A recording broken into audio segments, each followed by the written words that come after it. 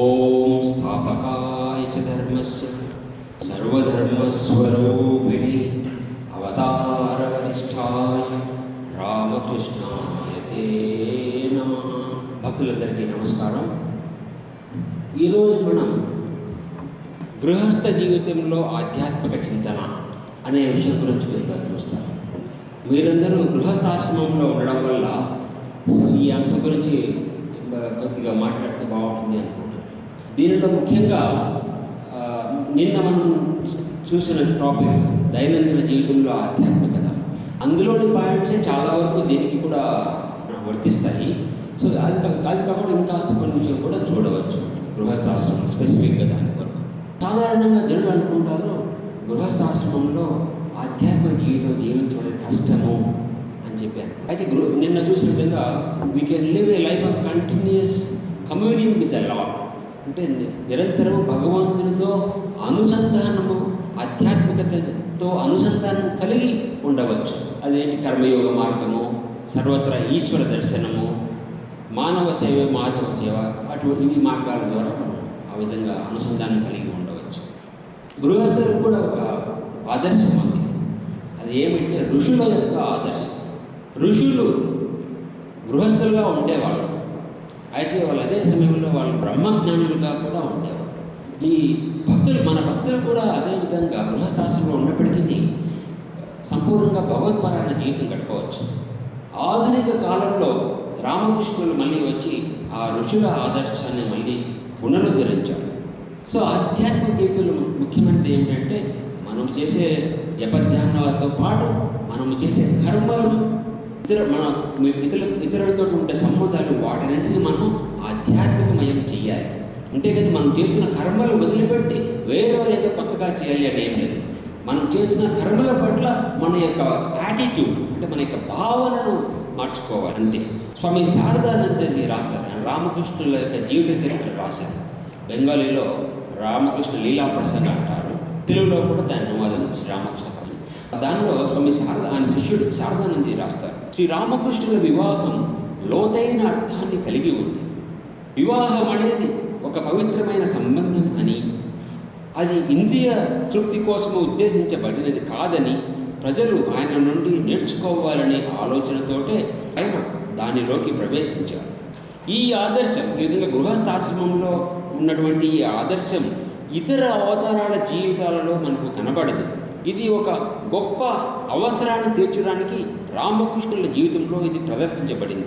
ప్రపంచ చరిత్రలో మొదటిసారిగా జీవితాంతము ఆధ్యాత్మిక అభ్యాసాలు మరియు కఠినమైన క్రమశిక్షణల ద్వారా పూర్తిగా పవిత్రమైన వివాహ జీవితం వ్యక్తమైంది. గృహస్థులు సత్సంతానం కలిగిన తరువాత భార్యాభర్తలు ఇద్దరు ఆధ్యాత్మిక జీవితంలో మిత్రులలాగా మెలగాలి అని చెప్తారు. ఈ సంసారిక జీవితం, గృహస్థ జీవితం, అది ఆధ్యాత్మిక జీవితానికి అడ్డంకియా అని అడిగితే దానికి ఏమిటంటే సమాధానం, భార్యాభర్తలు ఒకరి మీద ఒకరికి ఆ విధంగా ప్రాపంచిక ఆసక్తి కలిగి ఉంటే అప్పుడు అది అడ్డంకి అవుతుంది. అయితే అలా కాకుండా వాళ్ళు ఒకరిలో ఒకరు భగవంతుని దర్శించినట్లయితే అప్పుడు అదేమి అడ్డంకి కాదు. అది పడవ నీటిలో ఉండవచ్చు, కానీ నీరు పడవలోకి రాకూడదు. గృహస్థు అంటే ఏమి అర్థం? గృహంలో ఉండేవాడు గృహస్థ, సమస్య ఏమీ లేదు. అయితే అది కనుక సమాసం మారి ఎవడిలో అయితే గృహం ఉంటుందో, అంటే ఎవడి మనసులో అయితే గృహం ఉంటుందో వాడు గృహస్థు అంటే అప్పుడే సమస్యలు మొదలవుతాయి. భగవద్గీత యొక్క సారాంశం ఏమిటంటే రామకృష్ణ చెప్తారు, గీత అని నువ్వు 10 సార్లు ఉచ్చరిస్తే ఏమొస్తుందో అది సారాంశం. ఏమొస్తుంది? గీత అని ఉచ్చరిస్తే తాగి అని వస్తుంది. అంటే త్యాగము. సో త్యాగము చేయాలి. ఇది ఆధ్యాత్మిక జీవితంలో ముఖ్యమైన విషయం. మరి దేనిని మనం త్యాగం చేయాలంటే ఇల్లు వాకిలు త్యాగం చేయాలా అంటే అది నీకు చెందినది కాదు. మరి నీకు చెందినది ఇల్లు వాకిలు ప్రపంచంలో ఉన్నది, ప్రకృతికి చెందినది, భగవంతుడికి చెందినది. నీకు చెందినది ఏమిటి అంటే నేను నాది అనే భావన, అది అహంకారము, మమకారం, ఇవి నాకు చెందినవి. వీటిని మనం త్యాగం చేయాలి. అంతేకాని బాహ్యంగా ఉన్నటువంటి వస్తువులను త్యాగం చేసే పని లేదు. అదే నిజమైనటువంటి త్యాగం. సో గృహస్థులు కూడా ఈ విధంగా సన్యాస త్యాగభావాలు కలిగి ఉండవచ్చు అంతరంగా. ఏం చెప్తారంటే we should resign to the God but not to our job. అంటే మనము భగవంతునికి రిజైన్ అయి ఉండాలి, అంతేకాని మనం చేసే పనికి రిజైన్ చేయాలి అని ఏమీ లేదు. ఈశావాస్యోపనిషత్తు ప్రథమ మంత్రం వస్తుంది, నిన్ను కూడా చెప్పుకున్నాం. మహాత్మా గాంధీ కూడా చెప్పాడు దాని నుంచి, అది ఒక్కటి ఉంటే చాలు మన మతాన్ని కాపాడుతుంది, మిగతా ఈ శాస్త్రం లేకపోయినా సరే. సో ఆ శ్లోకం ఏమంటే ఈశావాస్యమిదం సర్వం కించ జగత్యాం జగత్ ఏన తెక్తేన భుంజీత మామృత కష్టస్విద్ధ. సో ఇక్కడ ఏమంటే ఈశావాస్యమిదం సర్వాన్ని అంతటినీ నువ్వు భగవంతునితో ఆచ్ఛాదన చేయి. సర్వత్రా దైవత్వాన్ని ఆరోపించడం, సర్వత్రాన్ని భగవంతునితో ఆచ్ఛాదనం చేయి. ఆ విధంగా ఆచ్ఛాదనం చేయడం వల్ల కలిగేటటువంటి త్యాగం తేన తెక్తేన వంజీత, ఆ విధంగా ఆచ్ఛాదనం చేయడం ద్వారా కలిగిన త్యాగంతో నిన్ను నువ్వు కాపాడుకో. అంటే ఇక్కడ చెప్పబడిన త్యాగము బాహ్య సన్యాసం కాదు, అంతరంగిక త్యాగం, అంతరంగిక సన్యాసం.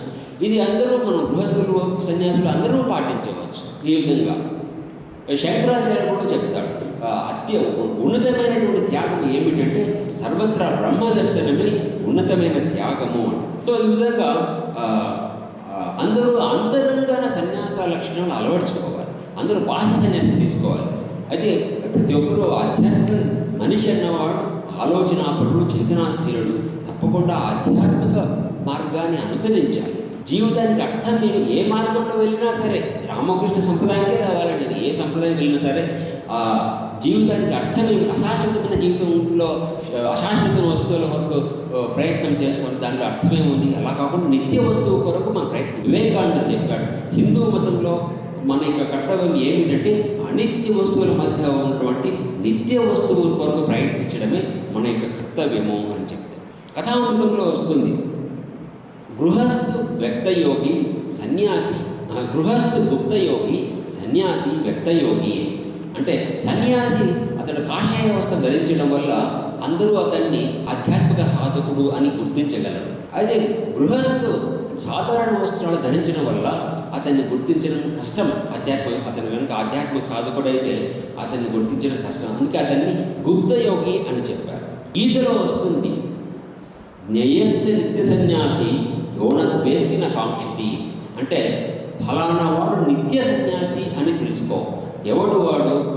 యోనద్వేష్టిన కాంక్షితి, ఎవడైతే ఇతరులను ద్వేషించకుండా ఉంటాడో మరియు ఎవడైతే ఏ విధమైన కోరికలు లేకుండా ఉంటాడో వాడు నిత్య సన్యాసి. సో ఈ లక్షణాలు మనం గృహస్థాశ్రమంలో ఉంటూనే కూడా ఈ లక్షణాలు మనం అలవర్చుకోవచ్చు. దీని కొరకు బాహ్యంగా సన్యాసం తీసుకోవాలనే అవసరం ఏమీ లేదు.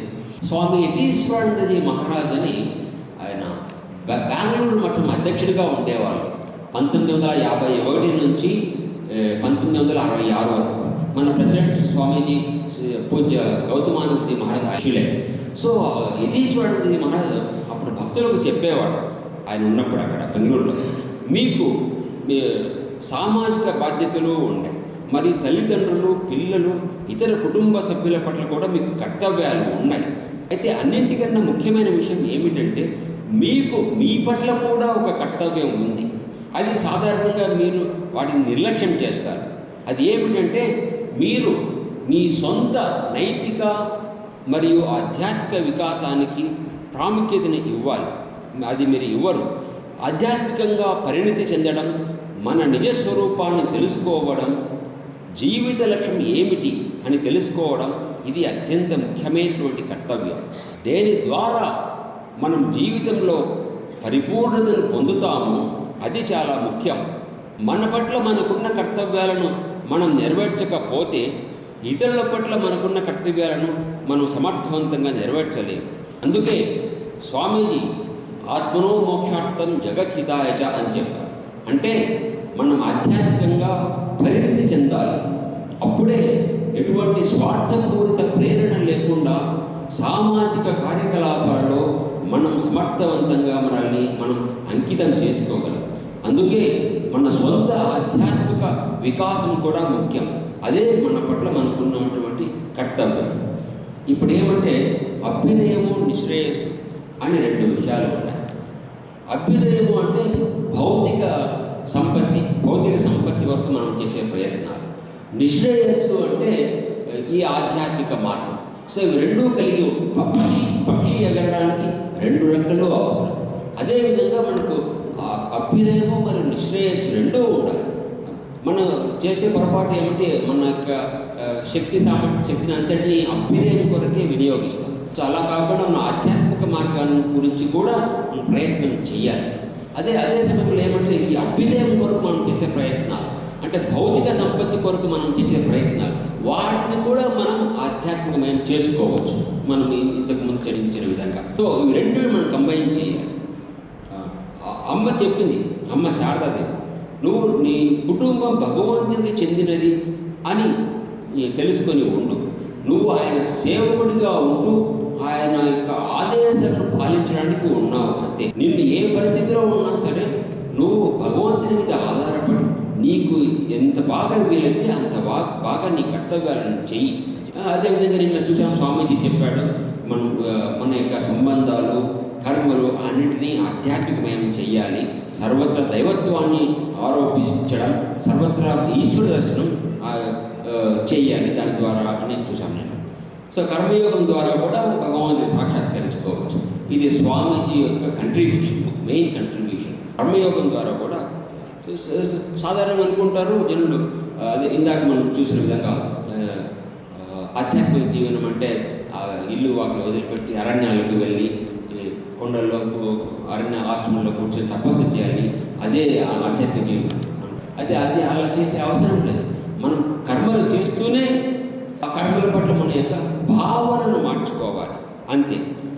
అదే ఈశ్వరార్పణ బుద్ధితో చేయాలి. అదే కర్మయోగం యొక్క రహస్యం, కర్మ చేయడంలో ఉండేటువంటి కిటుకు.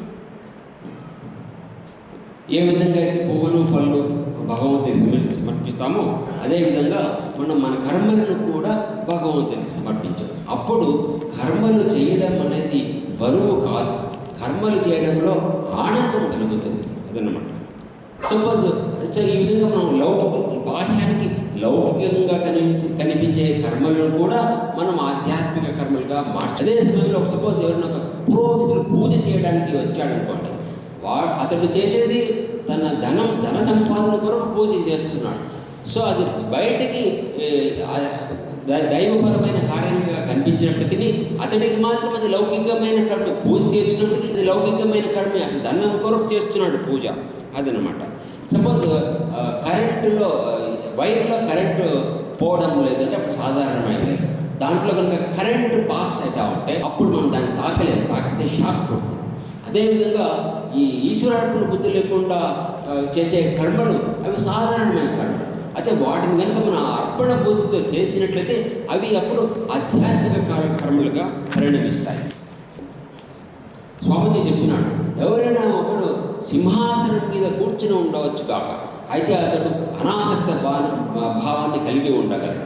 మరొకడు చింపి దుస్తులతో ఉండవచ్చును కాక, అయినప్పటికీ అతడు ఆసక్తిని కలిగి ఉంటాడు.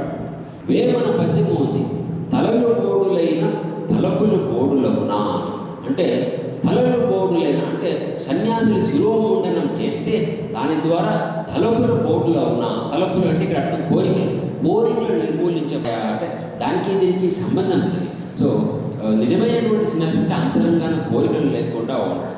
ఇది అందరూ పాటించవచ్చు. హితోపదేశంలో ఒక మంచి శ్లోకం వస్తుంది, వనేపి దోష ప్రభవంతి రాగిన గృహేషు సర్వీర్య నిగ్రహ తప అకుత్సితే కర్మణీయ ప్రవర్తతే నివృత్త రాగస్య గృహం తపోవనం.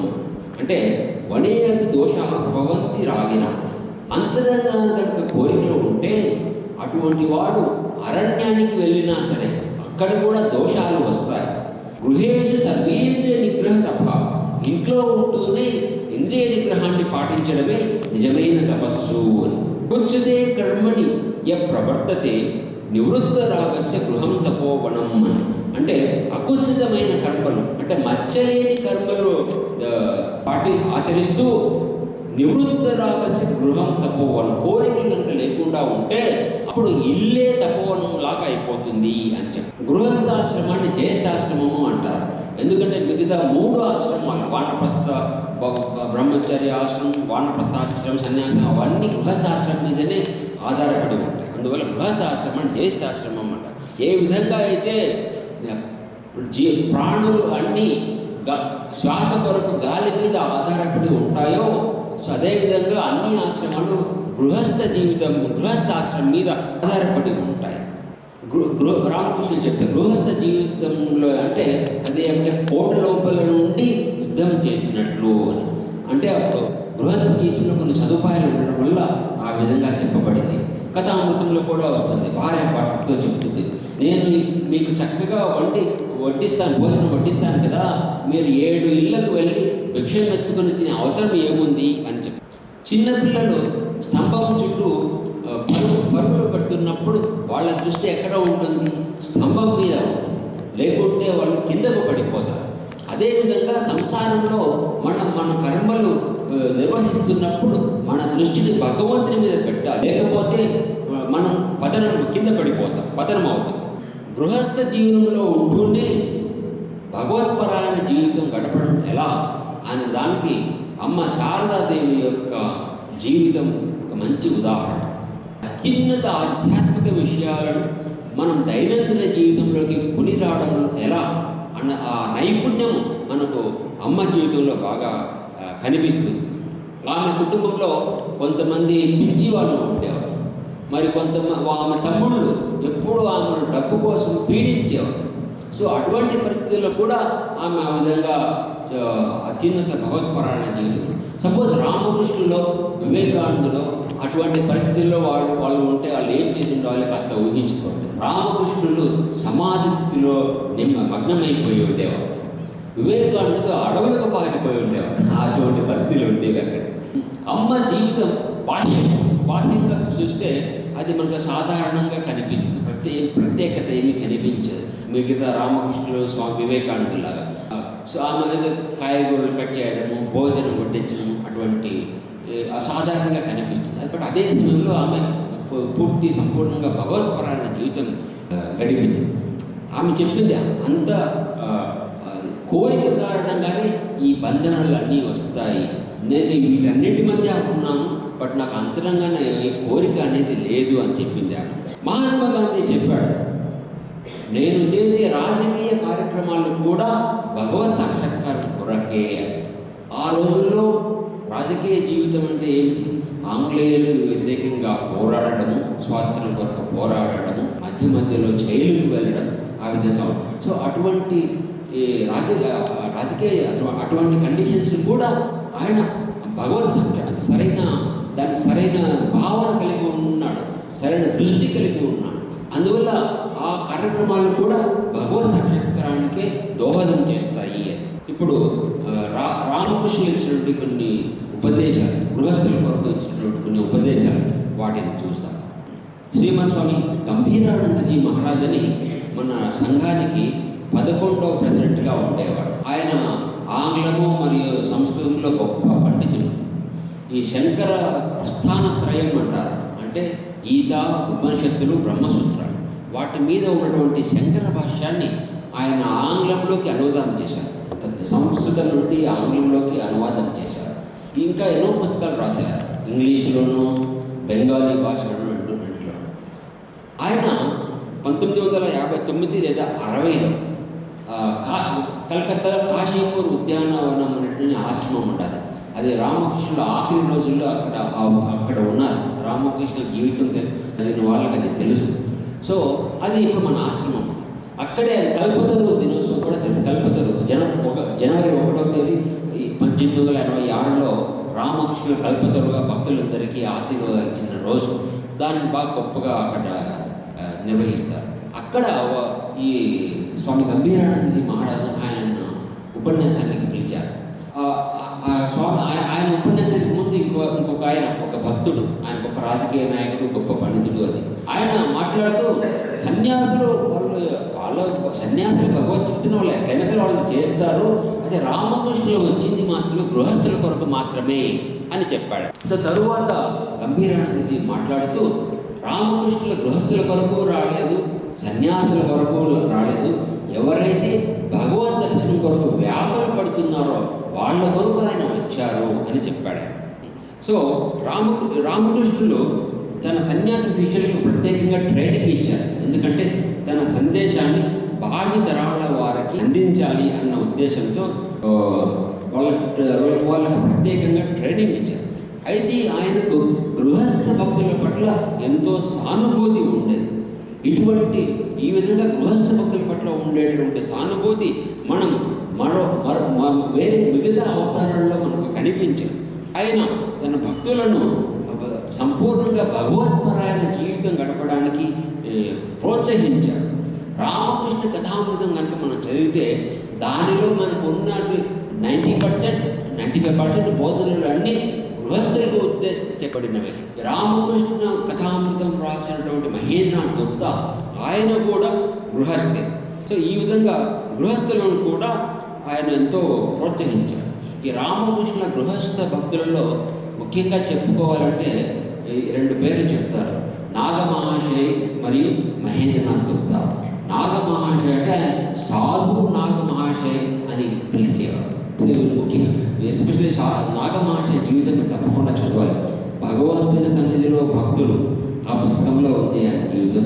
నాగమహాశయ జీవితం సపరేట్ బుక్ కూడా ఒకటి ఉంది. మీరు ఈ పుస్తకాలు చదివిన వాళ్ళు తప్పకుండా చదవాలి. దైవంతో సహజీవనం అంటే సన్యాస శిష్యుల జీవిత చరిత్ర, భగవంతుని సన్నిధిలో భక్తులు అంటే గృహస్థ భక్తుల జీవిత చరిత్ర.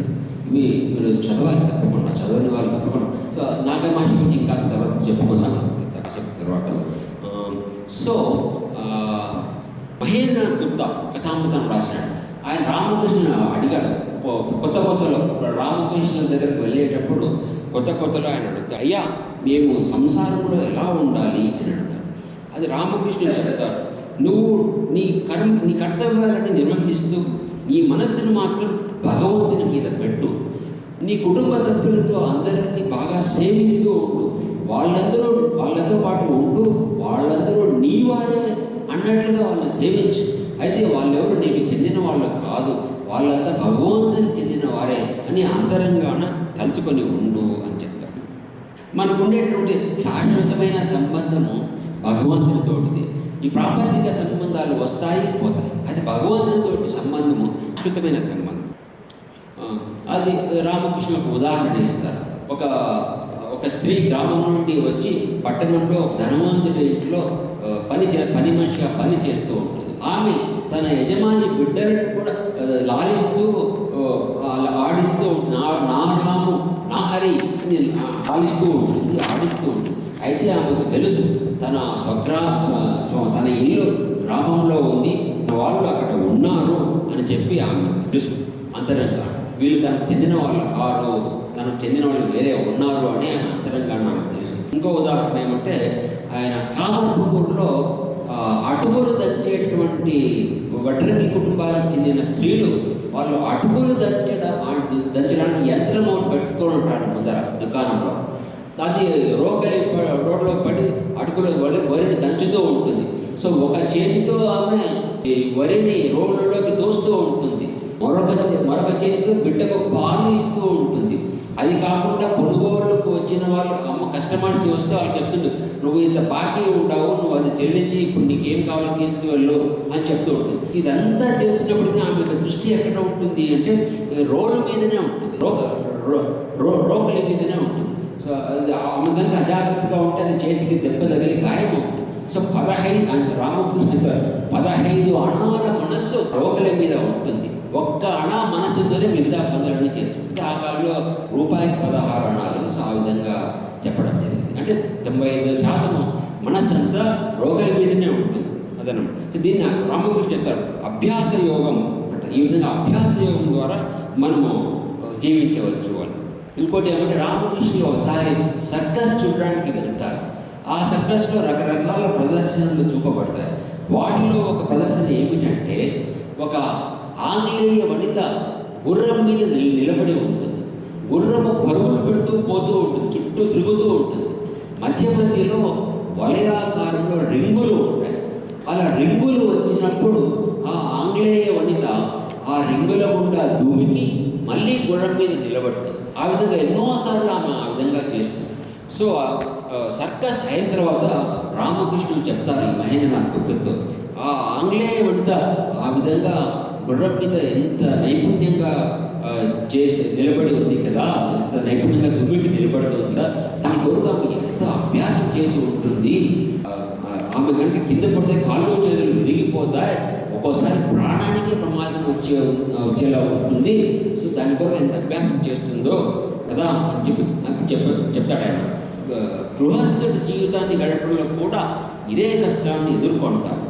కొంతమంది భగవంతుని దయ ద్వారా మరియు వారి ఆధ్యాత్మిక సాధనల ఫలితంగా దానిలో విజయం సాధిస్తారు. కానీ చాలామంది విఫలమవుతారు. సంసారంలోకి ప్రవేశించి వారు ప్రాపంచికతలో మునిగిపోతారు. జనకుడిలాగా కొంతమంది మాత్రమే తమ తపశ్శక్తి ద్వారా గృహస్థులుగా ఆధ్యాత్మిక జీవితాన్ని గడపడంలో విజయం సాధించారు. కాబట్టి ఆధ్యాత్మిక సాధన చాలా అవసరం, లేకపోతే ప్రపంచంలో సరిగ్గా జీవించలేదు. సో ఇంతకుముందు కూడా మేము చెప్పుకున్నాము ఏమిటంటే భగవంతుడి నామగుణ సంకీర్తనలు చేయడం మరియు ఆధ్యాత్మిక సాధనల యొక్క ప్రాముఖ్యత గురించి ఇక్కడ చెప్పినాడు రామకృష్ణుడు. ఆ సాధనలో ఉంటేనే మనం సరైన భావంతో సంసారంలో జీవించగలం. సో ఇంతకుముందు మనం చెప్పినట్లు నామగుణ సంకీర్తన, మధ్యలో ఏకాంతంలోకి వెళ్ళడం, ఏకాంతంలోకి వెళ్ళి సాధనలు చేయడం, సత్సాంగత్యము, ఈ మార్గాలన్నీ చెప్తాను. ఈ ఏకాంతంలోకి సాధన చేయడం అది ఎలాంటిదంటే మొక్క చిన్నదిగా ఉన్నప్పుడు దాని చుట్టూ కంచె లేకుంటే పశువులు ఆ మొక్కను తినివేస్తారు. అదేవిధంగా ఈ మధ్యలో రామకృష్ణ చెప్తారు, మధ్యలో ఏకాంతానికి వెళ్ళి భగవద్గీత చేయడం అనేది కూడా ఆ విధంగా అది కంచె వేయడం లాంటిది. రామకృష్ణ చెప్తున్నాడు సంసారంలో చీమలాగా ఉండు. అంటే చీమ ఏం చేస్తుంది, ఇసుక చక్కెర కలిసి ఉంటే ఇప్పుడు అది ఇసుకను వదిలిపెట్టి చక్కెరను మాత్రమే తీసుకుంటుంది. అదేవిధంగా నీరు పాలు కలిసి ఉంటే అప్పుడు హంస నీటిని వదిలిపెట్టి కేవలం పాలను మాత్రమే తీసుకుంటుంది. అదేవిధంగా బురద చేప అది బురదలో ఉంటుంది, అయితే దానికి బురద అంటుకోదు, దాని యొక్క చర్మం బాగా ప్రకాశవంతంగా మెరుస్తూ ఉంటుంది. రామకృష్ణ ఇంకా చెప్పారు గోల్మాల్ అంటారు. గోల్మాల్ హిందీ బెంగాలీ భాషలో ఉపయోగిస్తారు. గోల్మాల్ అంటే గోల్డ్ అంటే నకిలీ వస్తువు, మాల్ అంటే అసలైన వస్తువు. సో గోల్డ్ వదిలిపెట్టి మాల్ తీసుకోవాలి. అంటే నకిలీ వస్తువును వదిలిపెట్టి అసలైన వస్తువును తీసుకుంటాం. మనం చేతికి కనుక నూనె రాసుకొని అప్పుడు పనస పండును పోస్తే అప్పుడు ఆ జిగురు మన చేతులకు అంటుకోదు. అదేవిధంగా మనం భక్తి జ్ఞానాలను సంపాదించి సంసారంలో కర్మలలో ఉంటే అప్పుడు మనకు ఆ కర్మలను అనాసభావంతో మనం చెయ్యగలము అని చెప్పినారు రామకృష్ణుడు. ప్రపంచము నీరు, మనస్సు పాలను ఇంకా మనం నీటిలో పోస్తే రెండు కలిసిపోతాయి. అప్పుడు మనం పాలను వేరు చేయాలంటే కుదరదు. అయితే మనం కనుక ఆ పాల నుండి వెన్న తీస్తే అప్పుడు ఆ వెన్నను నీటి మీద వేస్తే అప్పుడు తేలియాడుతుంది. వెన్నను తీయాలంటే ఏం చేయాలి, ఆ మజ్జిగను చిలికితే అప్పుడు ప్రశాంతంగా ఒక మజ్జిగ తోడు పెట్టాలి, అంతరాయం లేకుండా తోడు పెట్టాలి, అప్పుడు పెరుగు వస్తుంది. తర్వాత మజ్జిగను చిలికితే వెన్న వస్తుంది. ఆ వెన్నను మనం నీటిలో వేస్తే అప్పుడు నీటిలో కలవకుండా తేలియాడు. అదేవిధంగా ప్రపంచమైన ఆ వెన్న ఏకాంతంలో భగవంతునిపై ధ్యానం చేయడం ద్వారా మనస్సు జ్ఞానం, వైరాగ్యం మరియు భక్తిని పొందుతుంది. కానీ అదే మనస్సు ప్రపంచంలో ఉంటే అధోగతి పాలవుతుంది. ప్రపంచంలో కేవలం ఒకే ఒక ఆలోచన ఉంటుంది, అది కామకాంక్షణ. సో రామకృష్ణ చెప్తున్నాడు ఎల్లప్పుడూ మనం నిత్యానిత్య వస్తు వివేకం చెయ్యాలి. భగవంతుడు ఒక్కడే నిత్య వస్తువు, మిగతావన్నీ అనిత్యము, అశాశ్వతం. ఈ విధంగా విచారణ చేస్తూ మనస్సు నుండి అనిత్య వస్తువుల గురించి విషయాలను తొలగించాలి. డబ్బు ద్వారా మనిషికి ఏమి లభిస్తుంది? తినడానికి తిండి, బట్టలు మరియు ఉండడానికి చోటు, అంతే. దానికి మించి మనకు ప్రయోజనం లేదు. డబ్బు ద్వారా మనం భగవంతుని సాక్షాత్కరించుకోవాలి. కాబట్టి ధన సంపాదన నీ లక్ష్యం కాబోదు, దీనినే వివేకము అంటారు అని చెప్పి తర్వాత ఇంకా భగవంతుని ప్రార్థించారు, భక్తి విశ్వాసాలు ప్రసాదించు అని చెప్పి. సో రామకృష్ణులు చెప్తారు, భగవతి నామగుణ సంకీర్తనం, ఏకాంతంలో వెళ్ళి భగవత్ చింతన చేయడం, నిత్యానిత్య వస్తు వివేకం, ఈ మార్గాలు సూచించాడు రామకృష్ణుడు. జనులు అంటారు, అయినా మాకు సాధనలు చేయడానికి సమయం లభించదు అంటారు. విషయం ఏమిటంటే మనసు ఉంటే మార్గం లేదా అంటారు. మన అన్ని పనులు చేయడానికి మనకు సమయం లభిస్తుంది, సాధనలు చేయడానికి మాత్రం మనకు సమయం లభించదు. సో ఈ విధంగా కర్మ మార్గం ద్వారా కూడా మనం అనుసంధానం కలిగి ఉంటాం. కర్మణ ఏవే సంసిద్ధి ఆస్తిక జనకాదయ, జనకుడు మొదలైన వారు కర్మ మార్గం ద్వారానే సిద్ధిని పొందినారు అని చెప్పి. తర్వాత జనక మహారాజు గురించి ఒక కథ ఉంది. వేదవ్యాసుడు తన ఆశ్రమంలో శిష్యులకు వేదాంతం గురించి బోధిస్తూ ఉన్నాడు. అప్పుడు అక్కడ జనకుడు వచ్చాడు. జనకుడు కూడా వాళ్ళ శిష్యులతోటి కూర్చోబెట్టి వేదవ్యాసుడు వాళ్ళకు వేదాంతాన్ని బోధిస్తున్నాడు. అయితే మిగతా శిష్యులకు ఈ విధంగా జనకుడు అక్కడికి వచ్చి కూర్చోవడానికి ఇష్టపడ్డాక అతను గృహస్థు, అతనే అర్థం చేసుకుంటాడు వేదాంతం గురించి అని అనుకున్నాను. సో వేదవ్యాసుకి వాళ్ళ మనసులో ఉండేటువంటి ఆలోచన తెలిసింది. సరే వాళ్ళకు జనక మహారాజు యొక్క గొప్పతనం ఏమిటో వాళ్ళకు చూపించాలని అనుకున్నాడు.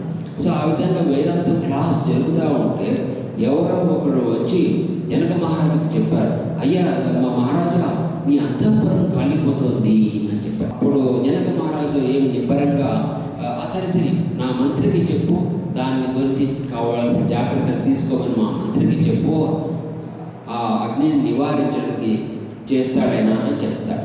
ఆ విధంగా మళ్ళీ నడుస్తూ ఉంటుంది పాట. కాసేపటి మళ్ళీ ఇంకొకరు వచ్చి, అయ్యా మిథిలా నగరం దగ్ధమైపోతుంది, కాలిపోతూ ఉంది.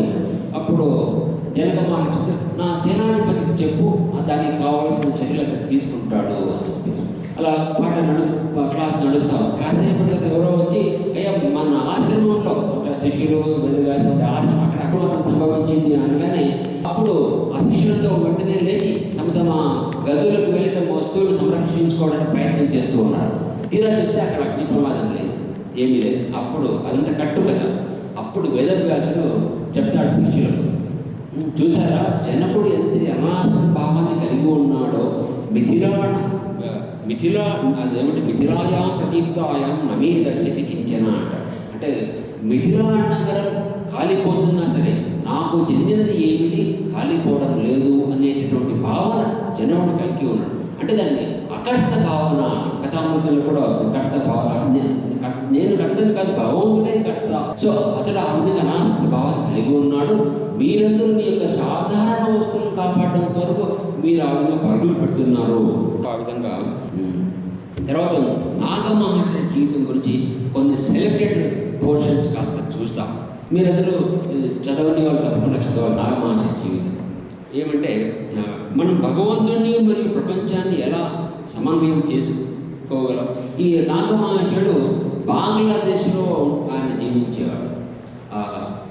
అంటే అప్పుడు తూర్పు బెంగాల్ అనేవాళ్ళు, ప్రస్తుతం అంటే బంగ్లాదేశ్లో ఢాకా దగ్గరగానే ఉంటుంది చోట అక్కడ ఒక ఆశ్రమం కూడా ఉంది.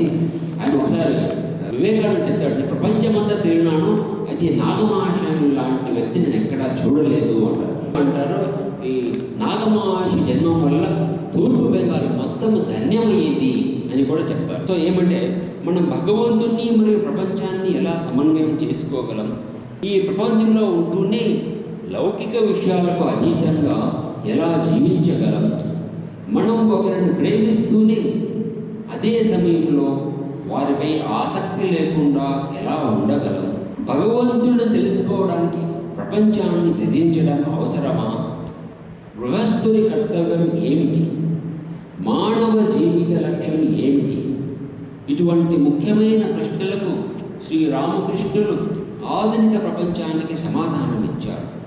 ఆయన కేవలం కథలు మరియు బోధనల ద్వారానే కాకుండా తన బోధనలకు పరిపూర్ణ ఆదర్శప్రాయులైన వారి జీవితాలను తీర్చిదిద్దడం ద్వారా కూడా ఈ పని చేశారు. దుర్గాచరణ నాగ్ అటువంటి ఆదర్శ గృహస్థ జీవితం ఆయన జీవితం. ఒక వ్యక్తి వైవాహిక జీవితాన్ని గడుపుతూనే అదే సమయంలో అత్యున్నత ఆధ్యాత్మిక అనుభవాన్ని పొందగలడని శ్రీరామకృష్ణులు ఆయన ద్వారా ఆధునిక ప్రపంచానికి వేదాంత సంప్రదాయం ప్రకారం గృహస్థుని జీవితం ఆధ్యాత్మికతపై ఆధారపడి ఉంటుంది. అటువంటి వ్యక్తి సత్యసంగత మార్గాన్ని అనుసరించి తన కర్మల ఫలితాలన్నింటినీ పరమాత్మకు అంకితం చేయాలి. ఇది అంత సులభమైన మార్గం కాదు. శ్రీరామకృష్ణుడు అన్నారు, భగవంతునిపై మనస్సును నిలిపి ప్రపంచంలోని అన్ని విధులను నిర్వర్తించగలవాడే నిజమైన వీరుడు. తల మీద 2 మణుగుల బరువు మోస్తూ వెళ్తున్నప్పుడు పక్క నుంచి వెళ్తున్న పెళ్లి ఊరేగింపును చూసేవాడు చాలా బలవంతుడు తప్ప మరెవరూ ఉండరు. ఈ దుర్గాచరణ హోమియోపతి ప్రాక్టీస్ చేసేవాడు. ఆయనకు బాగా తన ప్రాక్టీస్లో బాగా మంచి విజయం లభించింది. ఆయన రోగ డయాగ్నోసిస్, రోగ నిర్ధారణ బాగా చేసేవాడు, బాగా మంచి చికిత్సలు కూడా చేసేవాడు. అయితే ఆయన తన ప్రాక్టీస్కు ఇంత డబ్బులు ఇవ్వాలి పేషెంట్లు అని ఖచ్చితంగా చెప్పేవాడు కాదు. వాళ్ళు ఏమి ఇస్తే దాన్ని తీసుకునేవాళ్ళు. వాళ్ళు కనుక ఆయన తలుచుకున్న దాంట్లో ఎక్కువ ఇస్తే ఆయన మిగతా బ్యాలెన్స్ ఆయన రిటర్న్ ఇచ్చేసేవాడు. కొంతమంది ఈ విధంగా ఆయన యొక్క మంచితనాన్ని ఉపయోగించుకుంటే కూడా ఆయన దాన్ని సీరియస్గా తీసుకోలేదు. కొంతమంది మోసం చేసి ఆయన మంచితనాన్ని ఆ విధంగా ఉపయోగించుకుంటే ఆయన పట్టించుకునేవాడు కాదు. ఇంకా ఎవరైనా పేదవాళ్ళు వస్తే వాళ్ళకు ఉచితంగానే వైద్యం చేసేవాళ్ళు. మరి వాళ్ళకి మందుల కొరకు, భోజనం కొరకు డబ్బులు కూడా ఆయన ఇచ్చేవాడు. ఆయన భార్య చనిపోయింది. అప్పుడు ఆయన దాని తర్వాత ఆయన తమ సమయాన్ని ఎక్కువ సమయం శాస్త్రాల అధ్యయనం మరియు ధ్యానం కోసం కేటాయించసాగాడు. సాయంత్రం పూట ఆయన ఉత్తర కలకత్తాలోని శ్మశానానికి వెళ్ళి రాత్రి పొద్దుపోయే వరకు అక్కడే ఉండేవాడు. గంగా నది ఒడ్డున ఉన్న అంత్యక్రియల చితులు ఆయనకు మానవ జీవితం యొక్క అశాశ్వతను మరియు ప్రపంచంలోని అవాస్తవాన్ని గుర్తుకు తెచ్చాడు. ఆయన అనుకునేవాడు, వ్యర్థం వ్యర్థం అంతా వ్యర్థం, భగవంతుడు మాత్రమే సత్యం. ఆయన సాక్షాత్కారం పొందకపోతే జీవితం నిజంగా ఒక భారం. నేను ఆయనను ఎలా సాక్షాత్కరించుకోగలను? నాకు ఎవరు మార్గం చూపిస్తారు అని ఆయన ప్రార్థన చేసేవాడు. తండ్రి యొక్క ఒత్తిడి కారణంగా ఆయన మళ్ళీ 2వసారి కూడా పెళ్లి చేసుకుంటాడు. ఆయనకు అసలు వైవాహిక జీవితంలో ఉన్నప్పటికీ ఆయన పవిత్ర జీవితమే గడిపాడు.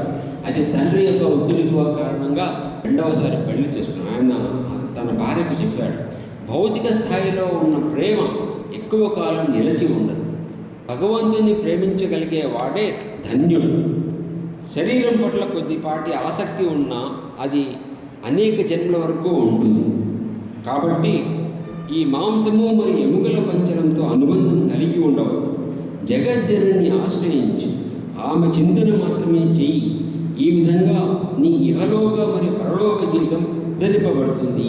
ఒకసారి రామకృష్ణుడు చెప్పాడు అది నాగమాశయుడికి, అతడు ప్రజ్వలిస్తున్నటువంటి అగ్ని లాంటి వాడు అని చెప్పాడు. సో రామకృష్ణుడి దగ్గరికి వచ్చిన తర్వాత కొంతకాలంలోనే అప్పుడు ఆయన సన్యాసం, తన యొక్క వైద్యం ప్రాక్టీస్ వదిలిపెట్టి సన్యాసం తీసుకోవాలని ఆలోచనతో రామకృష్ణుడి దగ్గరికి వెళ్తాడు.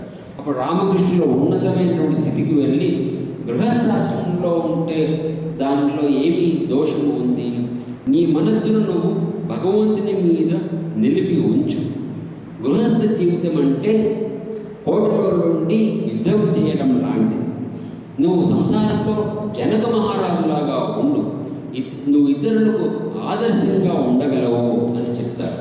దాంతో దుర్గాచరణకు ఏం మాట్లాడాలో తెలియక ఇంటికి వచ్చేస్తాడు. అతడు ప్రాపంచిక సంభాషణ జరిగితే ఆయన సహించలేకపోయేవాడు. అలా ఎవరైనా మాట్లాడుతూ ఉంటే ఆయన దాన్ని చక్కగా భగవత్ సంబంధమైనటువంటి విషయాలు మాట్లాడేవాడు. ఒకసారి రామకృష్ణుడు చెప్పారు, ఈయన అడిగాడు రామకృష్ణుని, నేను ఎలా ఉండాలి మా ఇంట్లో అంటే, అందుకు రామకృష్ణ చెప్తారు, నీవు చేసేది ఏమీ లేదు, నువ్వు సాధు సాంగత్యంలో ఉండు అని చెప్తారు. ఇప్పుడు ఆయన అంటాడు, నాకు సాధును గుర్తించడం ఎలాగో నాకు తెలియదు అంటే, నీవు సాధును వెతుకుతూ వెళ్ళే అవసరం లేదు, వాళ్ళే నీ ఇంటికి వస్తారు, నువ్వు వాళ్ళని ఆదరించు అని చెప్పి. ఈ రామకృష్ణులు కాశీపూర్ ఉద్యానవనంలో ఉండేటప్పుడు ఆఖరి రోజుల్లో ఒకసారి ఈ దుర్గాచరణగా ఆయన చూడడానికి వెళ్తాడు. అప్పుడు రామకృష్ణుడు ఎవరో చెప్తారు, ఉసిరికాయ కనుక తింటే ఈ గొంతు వ్యాధికి బాగా అవుతుంది అని ఎవరు చెప్పడం వల్ల రామకృష్ణ ఉసిరికాయ తినాలి అనేటువంటి అభిలాషను వ్యక్తపరిస్తే అప్పుడు యాక్చువల్గా అది ఉసిరికాయల సీజన్ కాదు. అయితే రామకృష్ణుల నోటి నుండి ఆ మాట వచ్చిందంటే తప్పకుండా ఎక్కడో దొరుకుతుంది అనే ఉద్దేశంతో ఈ దుర్గాచరణ కలకత్తా నగరం అంతా 2 రోజుల పాటు వెతికి ఆ 3వ రోజు ఎక్కడో లభిస్తుంది ఉసిరికాయ. దాన్ని తీసుకొచ్చి రామకృష్ణుడికి ఇస్తారు. రామకృష్ణ చాలా సంతోషిస్తారు. అమ్మ శారదా దగ్గర చెప్తారు, చక్కగా ఉసిరికాయ కూర అన్నం వంటి దీన్ని వడ్డించు. అయితే ఆ రోజు ఏకాదశి, అందువల్ల తినడు దుర్గాచరణ. రామకృష్ణ దాన్ని కొంత స్వీకరించి తన ప్రసాదంగా ఆయనకి ఇస్తాడు, దాన్ని తింటాడు. అలా భోజనం ఉసిరికాయ అన్నము భోజనం చేసిన తర్వాత ఆయన విస్తరిని కూడా తినడం మొదలైంది. దుర్గాచరణగా చేసేవాడు. ఎప్పుడు విస్తరిని కూడా తినడం అది చూసి అందులో వెంటనే జాగ్రత్త దాని చేతిలో లాక్కొని పడవేస్తారు. దాని తర్వాత కూడా ఎప్పుడైనా సరే ఆయనకేం ప్రసాదం ఇస్తే వాళ్ళు జాగ్రత్త పడేవాళ్ళు. అతను తినకుండా లాక్కొని పరివేయడానికి. ఏమన్నా పళ్ళు ఇచ్చినా సరే దాని నుండి గింజలన్నీ తీసి వేరే చేసి ఆయనకి ఇచ్చేవాడు. అలా చేసేవాళ్ళు అనమాట. ఈ రామకృష్ణులు మహాసమాధి తర్వాత దుర్గాచరణ అసలు ఏమి తినడం వదిలిపెట్టేశారు.